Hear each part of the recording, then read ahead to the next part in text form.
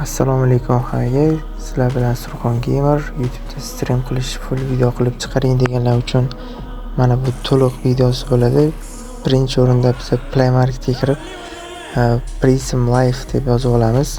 Xuddi shunday yozganingizda mana bu ilova chiqib keladi. Bu ilovani men o'rnatganman. O'rnatib, keyin mana bu joydan davom etasiz. Menga osonroq bo'lish uchun Google bilan kiraman. Google bilan kirganimizdan keyin mana shu joyda ekranni to'g'irlash bor. Ekranlarni bemalol to'g'irlab o'ziga moshina qilib joylashtirib olsangiz bo'ladi. Menga kichkina ekran ili birorta reklama qo'yish uchun joy qolishi kerak. O'shaning uchun bu ekranni tanladim. Mana bu yerda chat hamma narsani to'g'irlasalaringiz bo'ladi.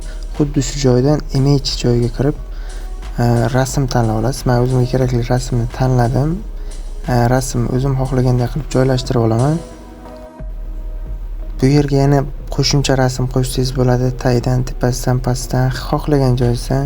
Xohlasangiz ekranni full yopib qo'ying. Reklama uchun chotki bu narsa o'z kanalingiz bo'lishi mumkin. Shunga o'xshagan narsalarni reklama qilishingiz mumkin.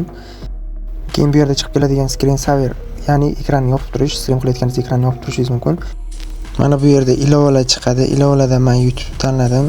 Hozir YouTube'da streamni boshlaymiz. Undan avval mana bu yerda kanalingiz chiqadi, megapiksellarni to'g'irlash chiqadi. Hammasini to'g'irlab bo'lganingizdan keyin Go Live ni bosasiz. Obunachilaringiz sizni streamingizni tomosha qilayotganda xuddi shunaqa holatda tomosha qiladi. Ekranga chiqayotgan kommentariyalarni ham o'chirib, ham yoqib qo'ysangiz bo'ladi. Bu sizning xohishingiz.